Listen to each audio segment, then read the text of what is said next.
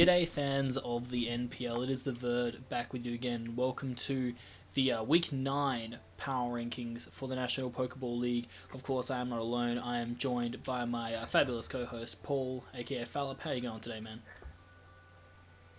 Hey man, yeah, I'm doing fine. Alright, so in case you guys are still not aware, if this is the first time watching Power Rankings, which it might be for you, basically what we do in this series is we rank all the 16 teams a part of this league based on their current performances. But heading into this kind of Power Rankings, I think one thing that Paul and I kind of looked at a lot was the playoffs run of a lot of these teams. We kind of ranked them more on, I guess, how potentially likely we see them making playoffs or how we feel their momentum is going into playoffs. Because as it stands right now in the NPL, there are only 3 more weeks before playoffs, so this is kind of crunch time. But without further ado, let's crack into the bottom 4 teams. And we have the exact same 4, slightly different order. Honestly, I think we can kind of agree that these teams are probably not going to be seeing playoffs this season at all. I think it was pretty rough for Moxie. I think, if he had his own team, I think he could have played a lot better. But, I mean, a lot of these teams have struggled a bit this season. It is fair to say that. But, I mean, Moxie obviously coming off that rough loss against Maddie. Then you have Carney losing a really close game in the end to Shardy. I will be honest though, the reason why I have Carney a little bit higher than these guys is because these last 2 weeks, Carney has really lifted his game. Like, although he lost to Shardy, he played exceptionally well in that game for that loss. So definitely lift his head up high. Razor's still a bit in his slump, but he's made some decent transactions. I like Mega Hound. I think it could work for his team. Anything you want to comment on that bottom 4 grouping at all, Paul? No, I think you made some fair points, especially like with for me the bottom 2, like the Braviers, Moxie. You mentioned it already. If he had his own team, I think he would do indeed slightly better. But now he had a really rough loss this week, a 6-0 to Maddie. Like that's quite rough going in those last few weeks. And yet the same Razor is kind of giving up slowly, but still his matches are, but that's also a bit of the nature of his team, but his matches are like still almost close, and there are like the moments in the game that you can see, oh, Razor is kind of ahead, he can try to pull this, but then he most of the time just near the end fails to do so. So that's why he is still for me a little bit above the rest. But I think Carney is hot, is of those 4 for the last few weeks. He is doing the best, but he had a really rough start. So I'm liking his transactions also, because like Mega Bayonet, he's doing quite well with it, and I didn't really expect it. Yeah, put in a lot of work against Shardy. If you haven't seen that game, guys, by all means go check it out. It was pretty awesome. I also think the really good thing about Razor is he hasn't, he always, gets a bit down on it, but he hasn't given up. He keeps coming back every week and doing, really solid. And I think his matchup against Trev next week is actually quite favourable for him. So it'll be interesting to see how that match goes. But moving on to the next group of 4 here. And these are all teams that I guess, a few of these guys are kind of on the fringe of playoffs. These are the ones that are very dicey. Like, a couple of these teams have a really good chance. I think a couple of these teams are a bit iffy. I don't really see Riz or Shardy from here making playoffs. I think the teams are okay. Like, Shardy, for the team that he was given, has played really well. And that's a testament to how good of a player Shardy is. But I think, it's going to be a bit too hard for him. He has a couple of tough matchups. I don't really see him making playoffs. And Riz, although Riz has started to play a bit better, obviously last week he did phenomenally well. I think it was this week, actually, if I want to make sure I get my he played phenomenally well against Zazo to actually pick up the victory. Obviously, Zazo's first loss this season, and it wasn't, through Zazo throwing, it was just that Riz honestly did outplay him, and so obviously that's a testament to Riz. But I think right now, Riz is in a really tough spot in his division. It's going to be very hard for him in these last 3 weeks to make playoffs. He's going to need a lot of people to lose games that they shouldn't be losing. So for me, he sits 12th. Although he had a really big win, I still really don't see him making playoffs. But I guess the 2 big teams to talk about, one of the big teams to talk about here is the Toronto Raptors. Currently, I don't really see Jolt making playoffs. Do you see Jolt making playoffs? I think it's hard, but I kind of do, actually. But I think it will involve Jolt almost winning out and Denza almost losing. Like, it's like Jolt or Denza is really fighting for the 4th spot, and then you have like yeah, and then you have what's it called Toge's just a little bit ahead of them. Yeah. But I think if I looked at the schedule, I think Denza's schedule is a lot harder than Jolt one, the one Jolt has. So that's why I can still see Jolt making playoffs. And I think, especially after last season, where in the last few weeks he barely just didn't make playoffs, he wants to make playoffs really badly. So I can definitely see him winning out, and then Denza slipping up 1-2 games against. I think he faces like Anthony and he's got Maddie this. He's got Maddie yeah, week 10. Maddie I think Anthony week 11. So yeah, not an easy feat at all. yeah, precisely. The team that I've actually got currently in 9th is the Atlanta Brave Arrows. Now, don't get me wrong, Trev did get very fortunate to beat Gypsy. I think the Necrozma still put in a lot of work, but he still was very fortunate. Back-to-back crits on Shaman sucked. But a win is a win. The problem, I guess, for Trev is he's basically, I guess, one game behind the main pack in his division. So basically it's the same situation as people like Jolt, where he's basically got to win out if he wants to make it into playoffs at this point. And he's got to hope that, I guess, some of the guys above him can start losing some more games, because Trev's differential isn't the worst, but I think this big 5-0 win over Gypsy does give him a big boost potentially to make it there. But again, like Jolt, it is going to require a lot of people above him to struggle, which is obviously not the smartest thing to bet on. Like, it's not a safe bet. But moving in, I guess, to the top 8 and the next group of 4 here.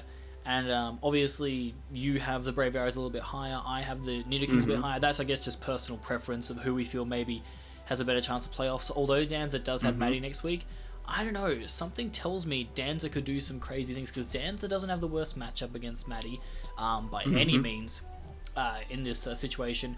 And I think, the banter has definitely been great in the NPL chat between them, and I think Danza could potentially bring his A game against Maddie here. So it'll be interesting to see how it happens. I do agree with you, though, that he does have probably one of the tougher runs heading into playoffs, but at the same time, Jolt is no picnic either, and if Jolt can't pick up those important wins, Danza can still even just crawl across the line into playoffs. So there is that case, I guess. Another team to talk about, I guess, is the Arizona Carvanas, who have really been on a struggle lately. What do you think has been one of the big factors, I guess, in Toge's decline? I think it's a little bit of a combination. Like, gets most of the time some like early game hacks against him. Like this week with Jolt, like the crit on the Clefable, and like that early game hacks just led a bit to his downfall, like a few weeks, I think now.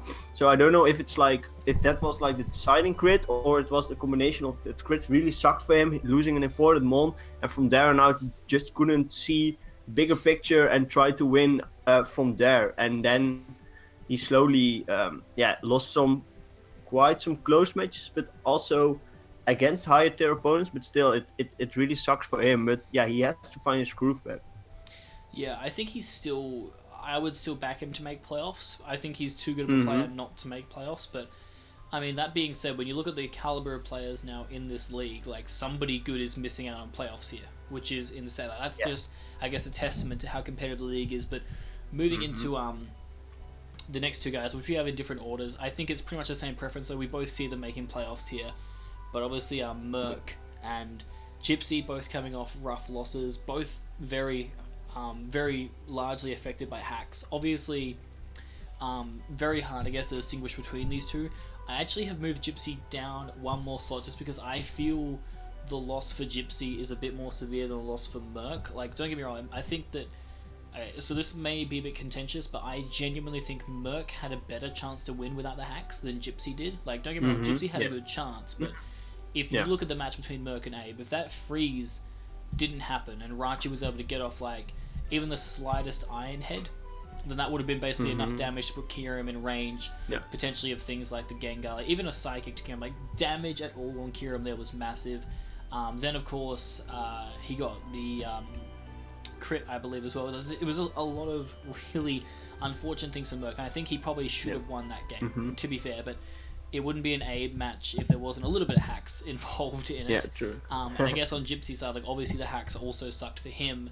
I just feel that, Trev did have a very favourable matchup and was playing quite well. Like, the Necrozma set was very, very solid.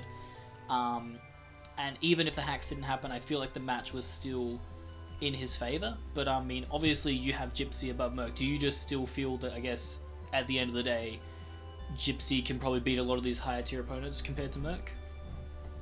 Yeah, I believe that. Yeah, that's my biggest reason because just overall the whole season and how they both perform. Gypsy has done a little bit better against the higher tier opponents, but I can definitely see. And yeah, I understand your point. Like the last few weeks have been a bit of a decline also for Gypsy, and for him, I don't know what it is. I feel it's like not the right team for him, but then maybe a bit of a combination, like not the right team, and then he plays well but gets hexed.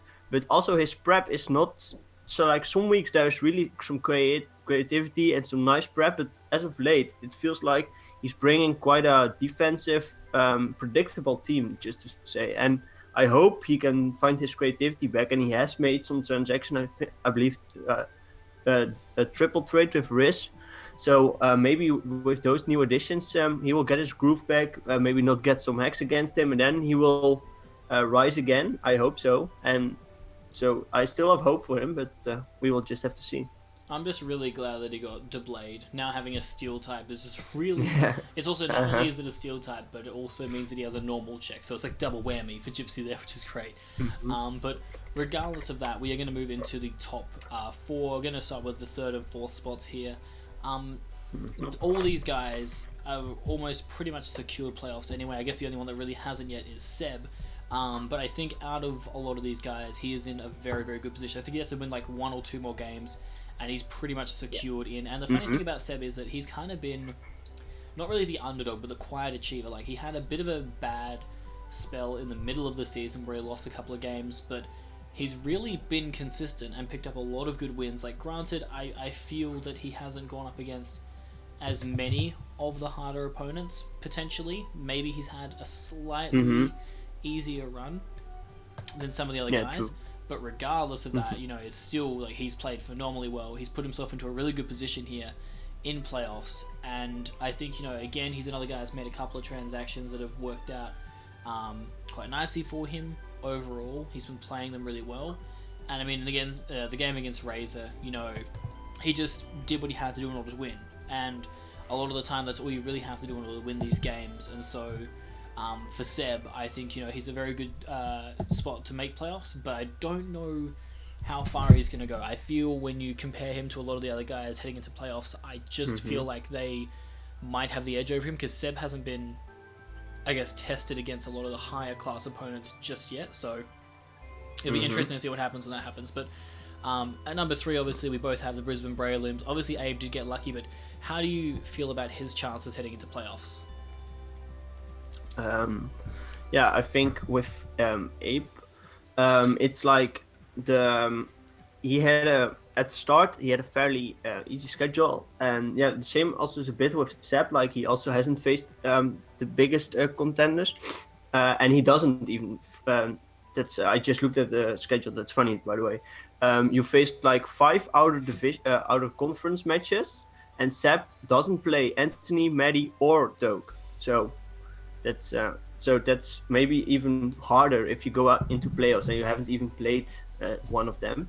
And the same is a bit with Ape. Like, Ape recently played Jolt and Merc, who are still playoff contenders. But in both matches, and especially against Merc, he got quite some hacks in his favor. So how will it play out when there's like no hacks? How will the matches then go? Like, for Ape, it's like he is in a really he clinched playoffs already.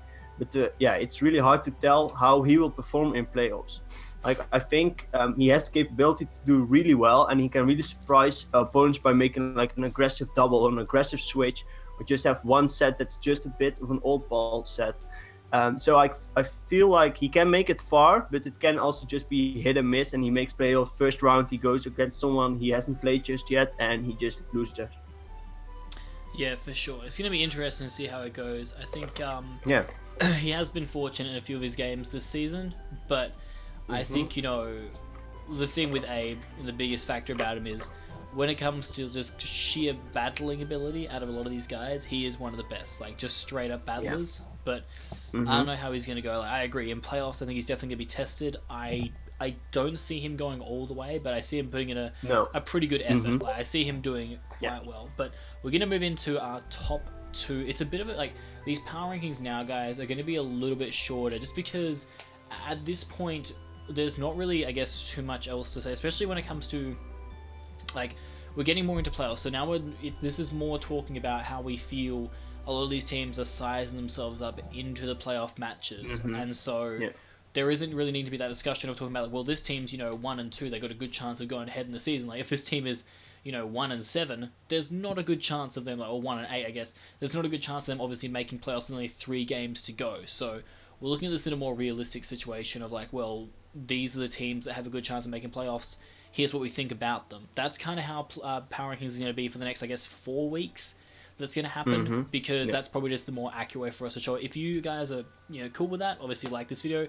If not, comment down below if you want us to go a bit more in depth, even with the lower teams, about the performances, and we will more happily do that. We just feel that with these weeks building up into playoffs, it is more important for us, I guess, to discuss how we feel these teams are heading into said playoffs, because that's the kind of big end game of all of this. But regardless of my waffling, let's talk about these top 2 teams. Obviously, Anthony lost. What do you think of that game?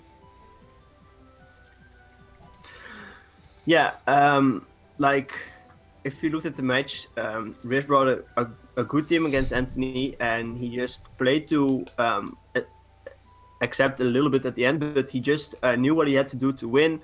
His tornado set really broke Anthony's team. He lost his dragon resist. Gudra got a free kill, and he kind of steamrolled from there. In the end, he kind of got a trick room, cost him like 1 or 2 differential points that might end up hurting him. Who knows? But overall, a really solid win on his part. Anthony played the match to his best ability.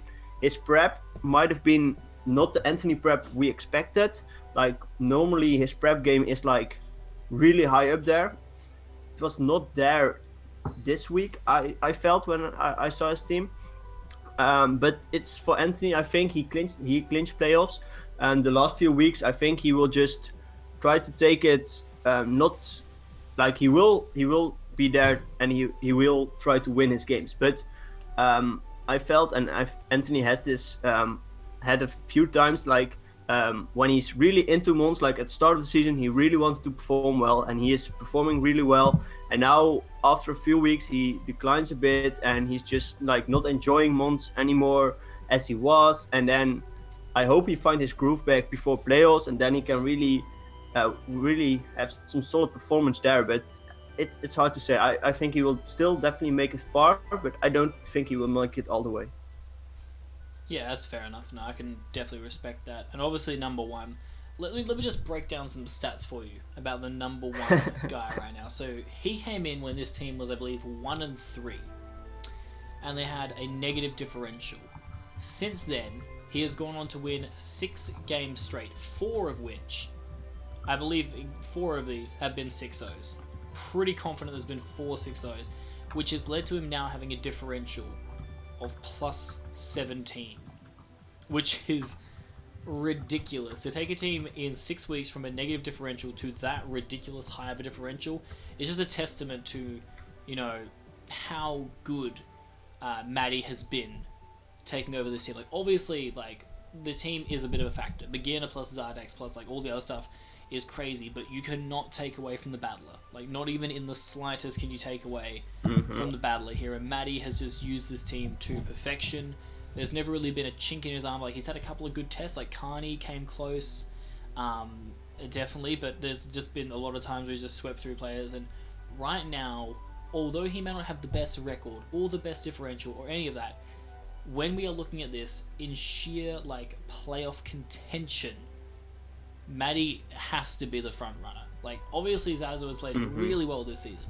Abe has played really well. Like, all these guys play great, but for what Maddie has done in 6 weeks, that's scary to a lot of these coaches, I feel. That is very, very scary. And honestly, I don't think there could be another number 1 right now, especially when we're looking at this in the sense of, like, who do we think is going to win the NPL? Like, odds on, it's gonna be Maddie, Broken, McGee, and a Brolic. Like, it's just ridiculous. Is there anything else you want to say, I guess, about Maddie? No, I think if he just keeps it up and can still, like I know a few weeks back, he also had a bit of decline in like he was not enjoying himself because not people were not giving him the credit he definitely deserves. But I think he's finding it back, and he will definitely make playoffs. That's no question asked. And I think he will just go with this team all in and all the way, and I think he will be the champion. Yeah, I think one thing to note as well, like I was saying McGee was broken, but if you look at his last game against Moxie, he basically won that game with Coolfish. Like McGee, like he didn't really need McGee like Coolfish, so it shows that Maddie isn't just relying on this one broken Pokemon to win games. Like he has so many different ways to win, and that's what makes him dangerous, is he has this obvious like amazing Pokemon that in the format can just do so many amazing things, but at the same time he has other outlets, and I think that just shows how versatile and good he has become in this format. So definitely excited to see how he goes this season. But yeah, when it comes to playoffs, I'm still a bit on the fence with like half of these teams. This could go anywhere. Like in these 3 weeks, anything is possible. So definitely that means that you guys should be following the NPL, whether it be through watching our analyst videos on the NPL channel, watching all the coaches whose links will be in the description, anything of that sort. You need to follow this stuff because this is probably one of the closest and most competitive seasons to date. But that is going to do it for us, guys. If you did enjoy this video, make sure that you drop a like. Also, comment down below if you agree with our rankings, or maybe you feel things should be different. Again, like we said, let us know how you feel about this kind of version of the rankings, where we're focusing a bit more on the playoff picture compared to maybe the overall rankings itself. If you want us to incorporate both into there, we can maybe make it a bit of a longer video. It really depends on what you guys would prefer, so really let us know in the comments below, because that's important. And last but not least, if you are new to the NPL channel and you would like to subscribe, that would be phenomenal. We want to push it and try and maybe, if we could be amazing enough to, by the full end of this NPL season, get up to 300 subs. That would be just incredible. It's a bit of a pipe dream, I know, but hey, we're ambitious around here at the NPL, so we're going to try it anyway. Paul, anything you want to say to close this out? No, just keep up with the NPL, and in a few weeks, like in 3 weeks, we will be heading into playoffs, and definitely watch those matches because they are going to be hyped. Hell yeah. So without that's going to do it for us, guys. It is Verd and Paul, and we'll catch you next week for more power rankings.